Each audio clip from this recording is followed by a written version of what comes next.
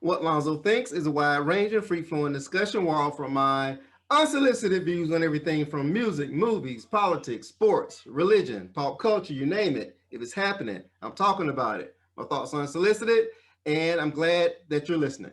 All right, I have a special guest with me, Melo Roze from Atlanta. Hey, how are you? I'm good. Good, good. Thanks for joining me. I do appreciate it. Thanks for having me. Oh, absolutely, absolutely. Now, before we even started recording everything, I asked you if you were watching going to watch the NBA All Star game tonight. You said that you don't even watch music, don't even watch music, don't even watch sports. So I take that as meaning that you're very focused on what you do. Is that correct? Uh, yes, I like LeBron James, Oh, really? but yeah, I don't know that much. I like basketball, if anything. I pick basketball over all sports, but yeah. Okay, because you're in Atlanta right now, right? No, I'm in Tennessee. Are you back in Tennessee? Okay, okay. Yeah, the All Star game is going on tonight here in Atlanta. So shout out to the NBA players out there. Hope you guys have a great game. Everybody be safe and everything. So, all right. So what's been going on with you since last time we talked? I know a lot of things been happening. So get us caught up first of all. I just been focusing on music really. I just been continuing to write. Uh, got some, I guess, pretty cool opportunities. But I don't want to say too much because I don't know what's gonna happen. Right. But um, it's been some good things. I've just been writing, really. That's pretty much it. I did do a Christmas song and a Christmas video. Um, that was pretty dope because I've always wanted to do a Christmas song, so I got to do my first one. Um, I think that's one of the big things that stand out to me was that. Um, yeah. Okay, and that was this December, right? The Yes. song that you released for Christmas. Mhm. So how did that process kind of come together and kind of reflect back on that because it was a great song and it was good and refreshing to hear. So especially when it comes to Christmas music, or usually with Christmas music, you hear like the oldies and everything, like Silent Night and stuff like that. It's rare that an artist would release original Christmas music. So kind of explain how that kind of came about.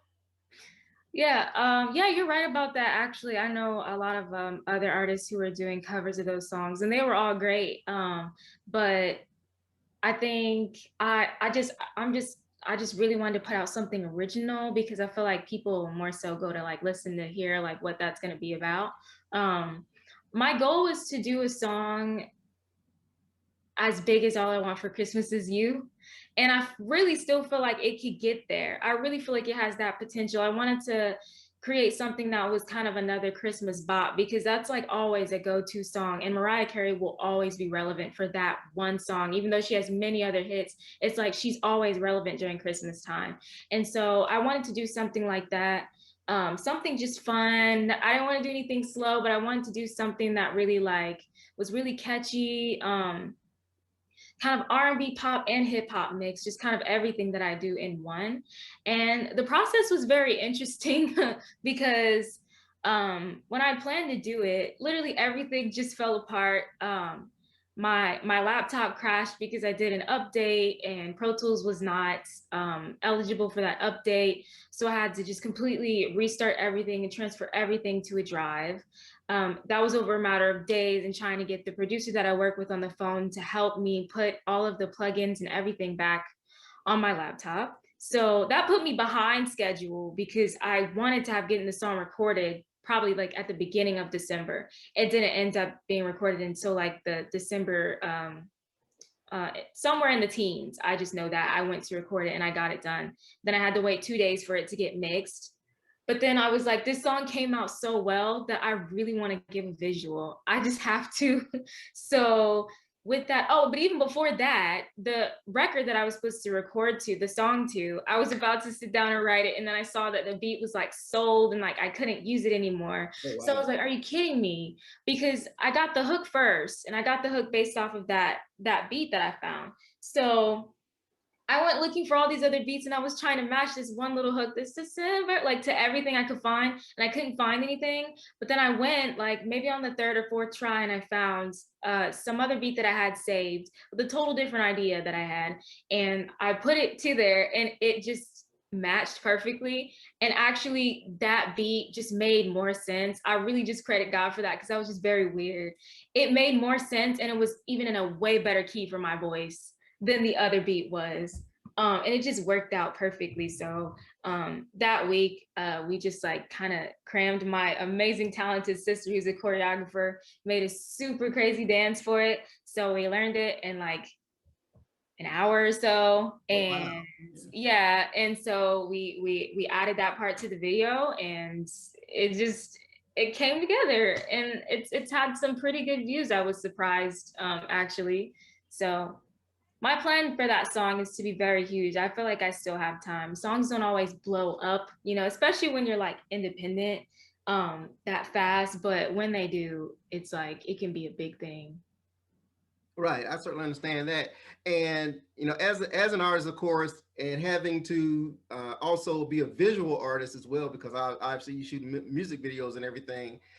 Do you, when you write, do you write in terms of making sure that the visual, the energy of the song is also has that visual feel to it as well? When is that something that figures into your writing at all when you're putting your music together? Are you thinking visually, or is it strictly about the music and I'll work the visual part out later?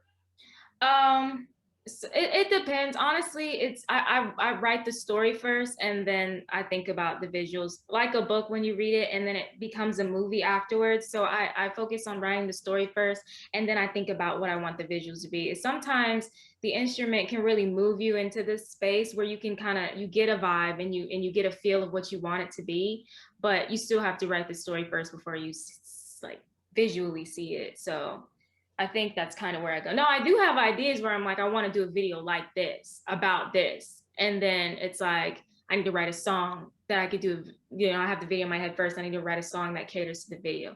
That also happens. Now, when it comes to your videos, are you directing as well, or are you strictly, do you have a director that comes in that you work with specifically, or just kind of explain the whole creative process behind the video as well? Well, I have not been behind the camera. I want to be in the future, but the ideas mostly come from me. I take ideas from other people because I admire collabing with other creative people and their ideas. But there hasn't been one video yet, and I really haven't done any, but there hasn't been one yet that I haven't already had an idea for. And even the songs that I have now that are gonna be on the EP that I hope to have crazy visuals for, I already have the ideas for them. And I actually have them written out already in my Word documents, pretty organized, so I can share with the director to get their input and things like that. So are you going to shoot videos for every song on the EP?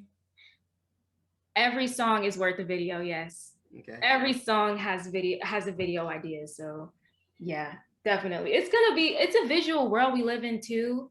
And I yeah, because even though it's an EP, maybe it might be an album, I want it to be huge, like a movie, like a story. So every song I have a video idea too. And I want to do everything possible to get a video to every song. I don't want to have to shorten any myself and any of the goals I have. That's pretty much the goal that I have for that project. Okay, now will you be working with different directors, or do you feel comfortable working with one specific director, or yeah, because I know if with different directors you have different visions and different ways of doing things. Are you looking for that type of diversity in your music along with your videos, or kind of explain that as well? Yeah, that'd be cool. I'm constantly kind of looking for different people. I really did enjoy working with um his name was Rick, the director that I did for this December. I loved his promptness and just how professional he was and how on it he was. So that's really just something that I look for. I'm not opposed to working with anybody. I don't care if they're just starting or if they've been out there. The main thing that I look for is somebody that's just on top of everything. They come with their ideas to the table. They're prompt, they're ready to go, and they're just super professional and they take it seriously, just as they would take anybody else, you know, that they take everybody that they work with seriously, and that they pretty much give them everything that they would give anybody, is what I look for. But I also look for that good quality, and things like that. But I don't exactly know who. I know there are like big people like Director X and stuff. People do Ariana Grande, the guys who do Chris Brown's videos and things like that. But I'm still looking for people, and people from all walks of life. It really doesn't matter as long as they have those core things that I just mentioned. I see, absolutely. So, and you did mention your EP. So let's talk a little bit about the EP. What can you tell us? I know you don't want to give away too much, but what can you tell us so far about the project, and when can we expect to hear more about it and a possible release? Yeah, I pretty much have 3 or 4 songs that I know for sure are gonna be on the project. I still want to spend a couple months working just in case. I feel like I may be able to create something better, but I still feel like the songs that I have are pretty solid. The whole project is, I mean, it's called Melomania. If you don't know what that is, it's just like an obsession and a love for music. So each song is just going to be, I feel like, about that. um just melodies that are just like crazy catchy, and I just really feel like it's going to take people kind of on an emotional ride, honestly, because there's there's songs about love, there's songs that are kind of like sassy and like confident. Then there's a song actually titled Melomania, and if you hear that song, I've heard from other people that I've listened to it that it really truly embarks what that word means to people. It has this thing that I can't explain, that you just have to listen to it, where it's like you really feel like you're in this other world, and music is taking control of everything, and it's just, you know, taking over your mind and your heart and everything, and nothing else matters. I mean, that's really what this song is about. Letting go of just the things of life, stresses and everything, and being one with the music. If you listen to the lyrics, that song I think is going to resonate with all kinds of people. um, so I think it's different in that way because there are just going to be many different messages. And excuse me, I'm bad at explaining things. It's the project. The project will speak for itself. People will understand, and they will take away what they want from the project. They'll definitely understand why I called it Melomania. I see. Now, I will say this much. I've had the opportunity to listen to a lot of your songs, okay? And I listened to it again before we started this interview. Now, one of my pet peeves when it comes to music, okay, and I've listened to thousands and thousands of artists, thousands of songs in my lifetime. My number one pet peeve when it comes to music is when you listen to a particular artist and every song on that album sounds the same. One of the things I noticed about your music, and it's other artists as well, you're not the only one, but one thing I noticed about, because when I started listening to it, I was like, please don't, don't, please, every song don't sound the same. And it's refreshing to listen to your music, and there is a diversity to your music. And I think that is so important when you listen to an artist, that because I think as a listener, you can tune out an artist if every song starts to kind of blend into the next. So, are you aware of that as you're making your music? Because a style is a style is a style. Is that something that you focus on, as something that just can't that's kind of like organically separates itself in every song that you do? I don't know if I'm asking the right type of question here, No, I get but you.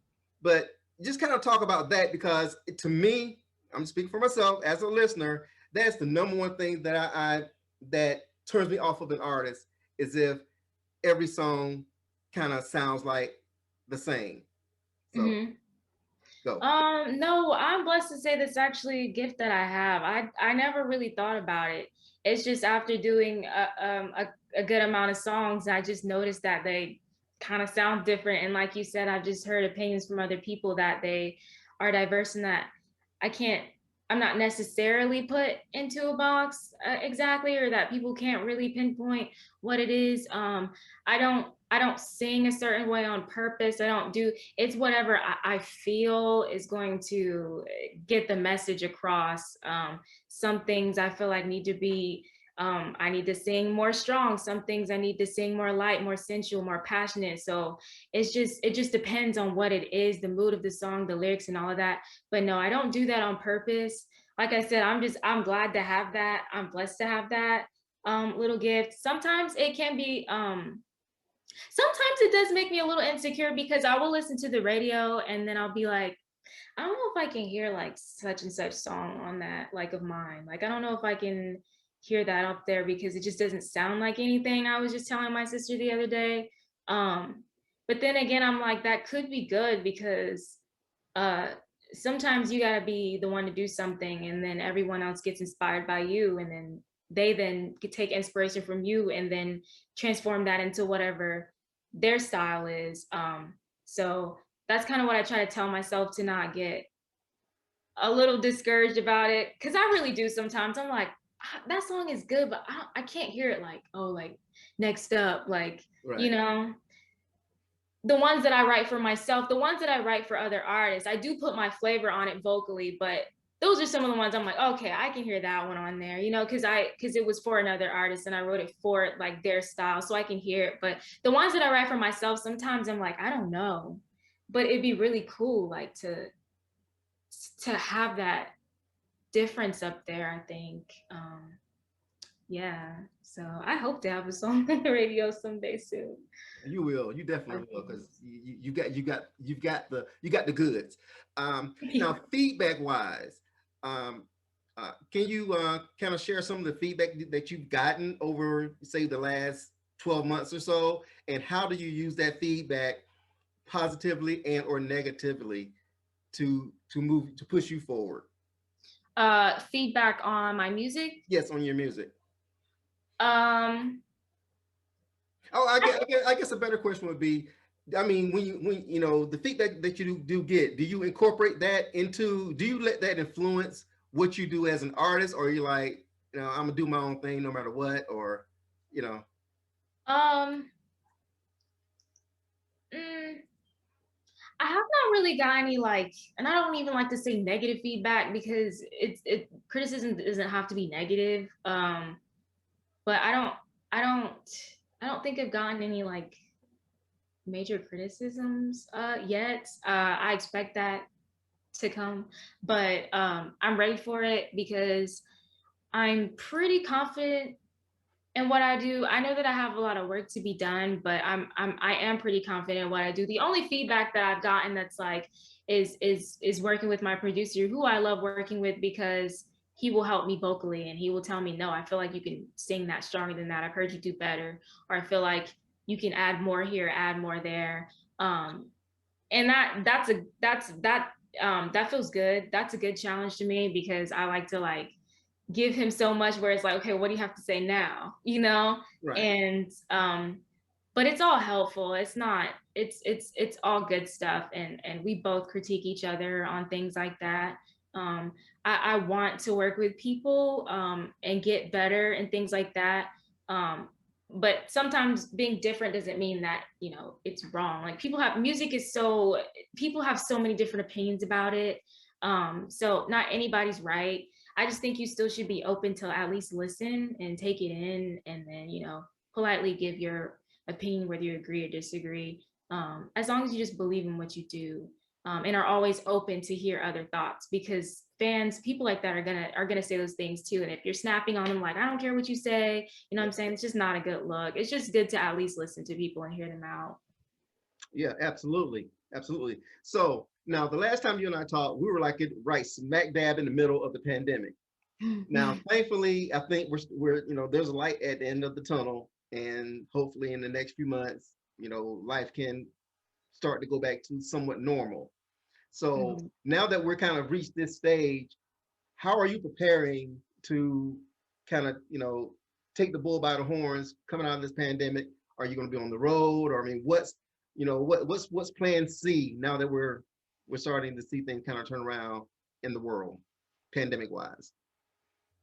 Well, I hope to definitely do live performances. I haven't had much experience with that, and I did have a live performance over Zoom last week, and it was cool to hear all the talents, but it's nothing like being in front of people. That's just been my dream, is to perform in front of people, to feel their energy and to really see their reactions and things like that, to like have that connection with people, to watch them enjoy what you do. I mean, I watch concerts all the time. I've watched like all of Michael Jackson's concerts, and just watch the interaction with the fans and like him and stuff. Like that's always just what I've wanted. I really want to feel that energy and to be able to do that and travel and perform for all kinds of people and watch people come together for one thing, music, regardless of background and all of that.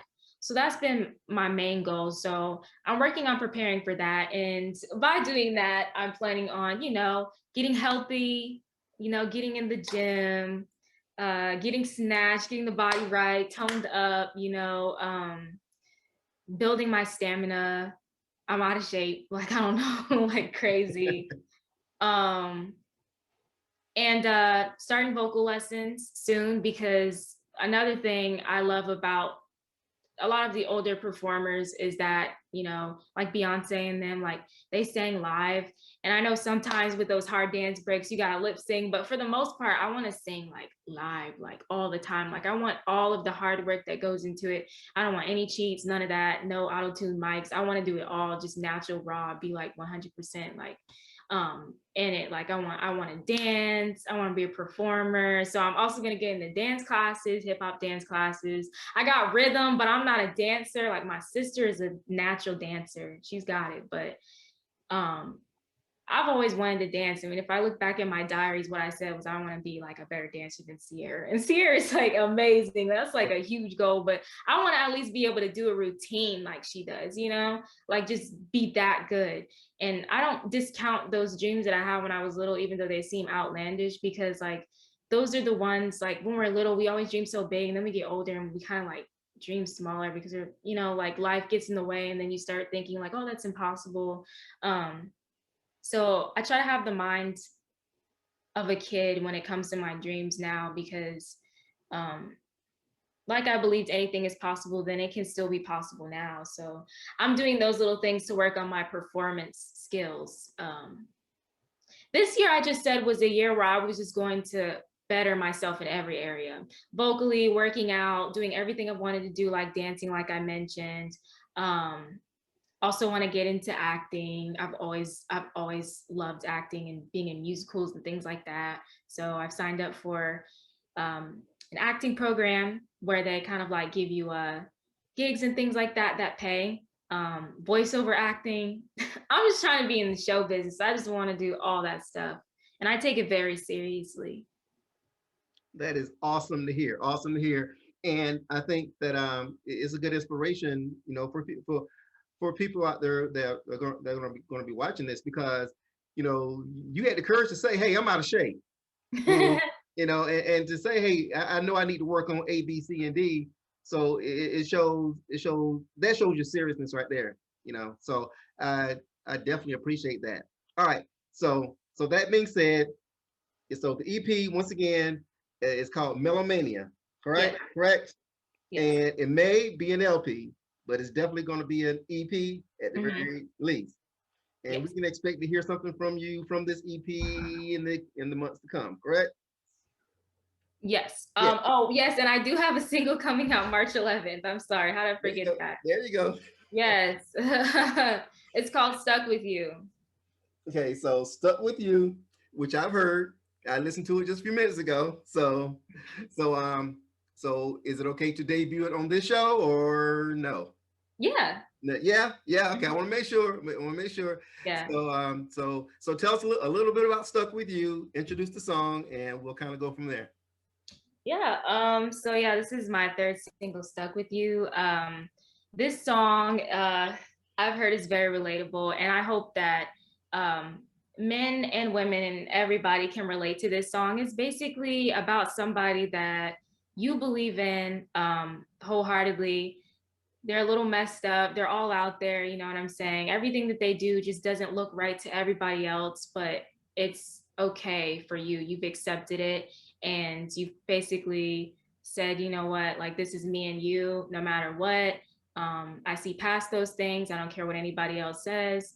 You're mine, I'm yours, and I'm stuck with you. And that's just what it's going to be. So Right on, right on. Looking forward to it once again. Okay, so Stuck With You. So we're gonna go ahead and preview the song now. Now, before we close out, anything else you want to share with anyone or shout outs or anything? Yes, as always, shout out to my amazing sister who's a queen. Shout out to my manager, my dad, who is a king. Shout out to my family that supports me, my friends. And I just want to say, remember me because I really think I'm gonna be the next big thing. Like I feel like if I'm given the chance, I could really like do some cool stuff. No arrogance, but just a little bit of confidence. And yeah, anybody else Be arrogant. It's okay to be arrogant. Okay, it's okay to be arrogant. I can't wait in this business. In this business, you have to be arrogant. You got if you don't believe that you're going to be it, you know how can you expect someone else to be it to believe right it? So back be arrogant. It's okay. back. Yeah. Shout out to my future fans. I love you guys. Much respect. Yeah, just keep riding with me and we'll see what happens. I think it's gonna be a good thing. So shout out to God as well. Absolutely. So there you have it. Melo Roze, once again, I appreciate you taking time out to spend time with me. It's our third meeting. Hopefully we'll do it again. Look forward to much more from you. So it's called Stuck With You, and it's from the Melomania EP, maybe LP. We'll hear more down the road. Once again, thank you so much. I appreciate you. Thank you so much. I appreciate you. All righty. You take care. Thank you. You too. Bye.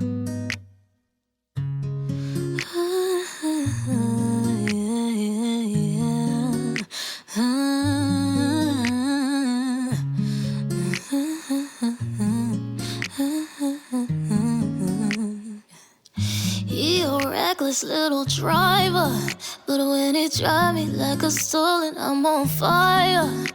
Yeah, he's not perfect, he's a savage, he's a rarity. The most beautiful, complicated thing that I ever seen. Strong like a mountain, I won't move. Yeah, I'll make sure there's nothing they can do. Beautifully broken, I'm healing too. Won't let them tell me I'm too good for you. I'm stuck with you. I'll figure out the rest of why I'm stuck with you. Committed to your mess, so when I fell for you. Addicted to the rush, plus I'm crazy too. I'm stuck with you, stuck with you. He's a mess, but he keeps me together. He's a storm, but his muscles on me weather, yeah. The parts that can't be tamed, but you need them too. I'm stuck with you, stuck with you. Not before you judge, please know that's the one I love. The worst thing he does is smack when he eats and takes all the cover up. He can be selfish, but you can be sure the last one gon' keep, but it's not that deep, cause you'll come back with more. Uncover your heart, then uncover me. I'll carry your pain oh so gracefully. Continue to ride for my baby, and there's nothing that they can do. I'm stuck with you. I'll figure out the rest of why I'm stuck with you. Committed to your mess, so when I fell for you. Addicted to the rush, plus I'm crazy too. I'm stuck with you, stuck with you. He's a mess, but he keeps me together. He's a storm, but his mind stormy weather, baby. The parts that can't be tamed, but you need them too. I'm stuck with you, stuck with you, stuck with you. I'm stuck with you. I'm stuck with you. I'm stuck with you, stuck with you, stuck with you.